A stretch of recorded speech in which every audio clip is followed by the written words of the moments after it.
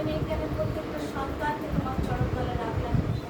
আমি বিশ্বাস করি পিতা তোমার পবিত্র বাক্যে তুমি বলেছো পিতা যা কিছু তোমার চরণ তলে সম্মিলিত তা সবসময় হে পবিত্র আত্মা তোমার আত্মাকে নামাও করো, তোমার আত্মাকে এখানে ভালো পিতা।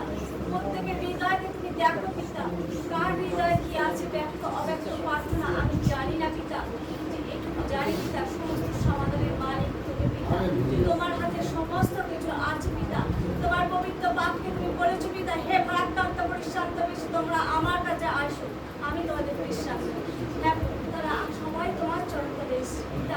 এদের প্রত্যেকের প্রতি তুমি দয়া করো পিতা, প্রত্যেককে তুমি স্পর্শ করো পিতা। তোমার আত্মা এখানে প্রত্যেকের মধ্যে দাও পিতা। প্রত্যেকের হৃদয়কে তুমি পবিত্র করো, সূচি করো, প্রত্যেকের অন্তঃকরণকে তুমি নতুন করে দাও পিতা। হ্যাঁ পিতা তুমি বলেছো পিতা আমাদের বিরুদ্ধে পরিত কোনো অস্ত্র শয়তানের সার্থক হবে না পিতা।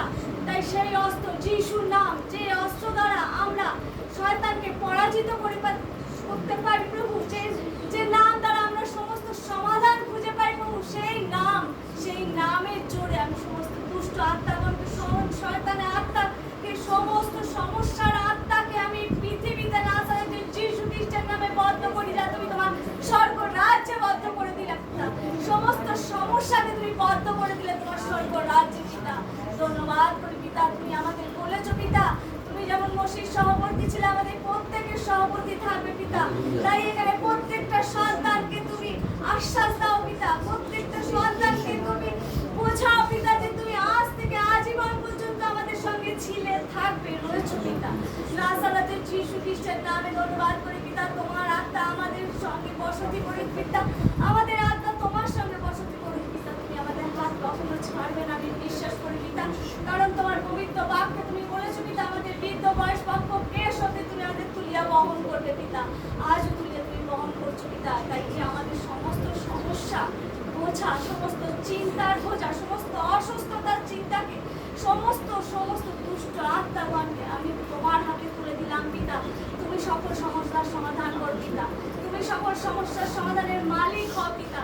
যার যত চিন্তা আছে তুমি তোমার কাঁধে তুলে নাও পিতা। সকল মানুষের বোঝা তুমি বহন করো পিতা। আমি সমস্ত কিছুর দায়িত্ব তোমার কাঁধে দিলাম পিতা, তোমার হাতে তুলে দিলাম পিতা।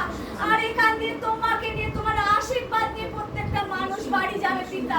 তারা খালি হাতে এসছে কিন্তু এখান দিয়ে ভর্তি হাতে যাবে পিতা।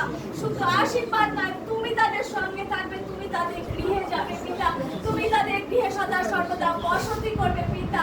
হ্যাঁ এখানে প্রত্যেকটা মানুষ তোমার কাছে রয়েছে পিতা, তুমি তাদের বোঝা বহন করো পিতা।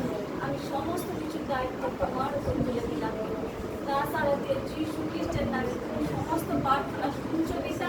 আমার সঙ্গে যে বালক রয়েছে, যে বালককে তুমি এখানে দিয়েছো পিতা আমাদের জন্য পিতা, যে জ্ঞান তুমি তাকে দিয়েছো, যে বুদ্ধি তুমি তাকে দিয়েছো, যে বাক্য আমাদের জন্য আজকে তুমি তার মাধ্যমে পাঠিয়েছো পিতা, সেই বালকের দায়িত্ব আমি তোমার হাতে তুলে দিলাম পিতা।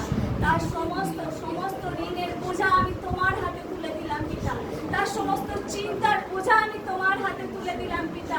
আর আমি বিশ্বাস করি পিতা জন্ম থেকে তুমি তার হাত ধরে আছো, কারণ মাতৃগর্ভ থেকে তুমি তাকে বুনেছো পিতা, মাতৃগর্ভ থেকে তুমি তাকে চেনো পিতা।